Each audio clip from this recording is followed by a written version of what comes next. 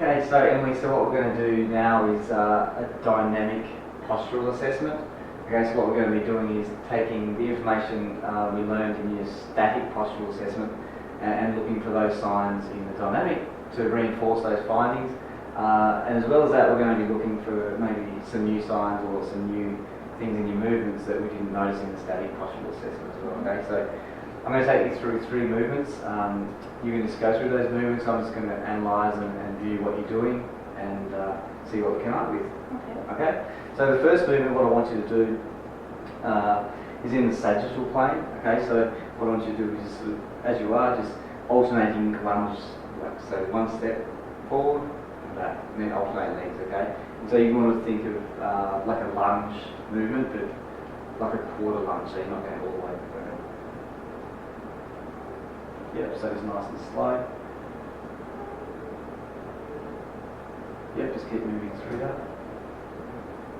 And what I'm trying to do here is not give it too much information about what sort of movements I want to see, so the movements are more natural, and from that natural movement I can pick out some signs that hopefully from the findings that we saw in the static postural assessment.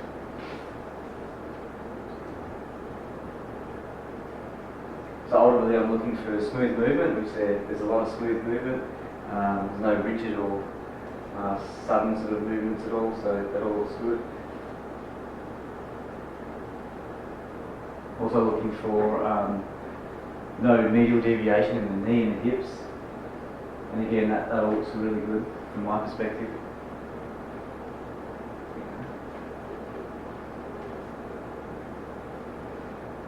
Also looking for no excessive pronation of the feet, and once again I cannot see any of that as well. So Emily's static postural assessment was really good. We got some really good results, and it's really been supported here by what I'm seeing. So if you'd just like to turn your side now and do that movement facing that way. Yep. So I noticed now that your back heel is coming off the ground quite a lot, so what I want you to do is try and shorten that step up and try and keep your front foot and your back foot heel on the ground as much as you can.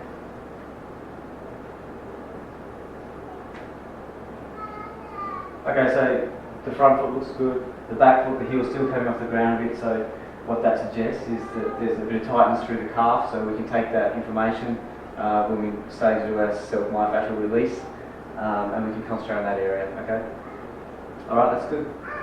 Okay, so the second movement we're going to do is the side step, side lunge. Okay, so I'm still telling you, so what you want to do is okay, just alternating legs again side to side.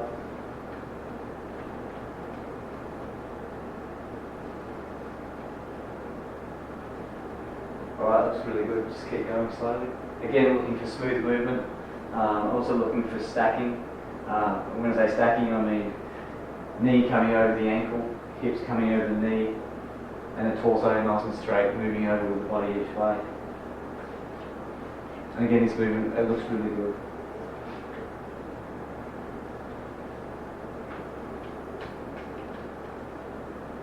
Yep. And again, looking at the feet, just making sure there's the outside of the heel is not lifting up off the ground too much. And again, it all looks really good. Alright, so that's it. That's the second movement. So the third movement, I want you to face the wall. And it's going to be a transverse step. Okay, so what we're going to do,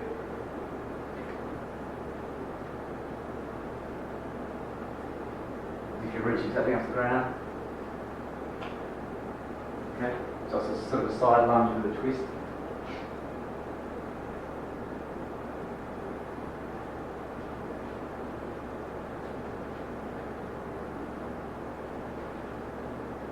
Yep, so I'm seeing nice smooth movements again.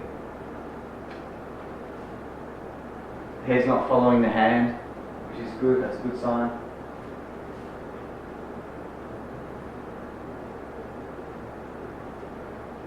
What I want to see here is the stance leg. The front leg should be kept reasonably straight as the other leg's turning back, and I'm seeing that also. That's great. So everything we've seen here, it's fully supported what we saw in the static assessment. There was no real areas of concern, but one thing I did pick up in the dynamic assessment is it seems as though Emily's got a lot of tightness through her calves, so that's something I'm going to focus on in the self-myofascial release.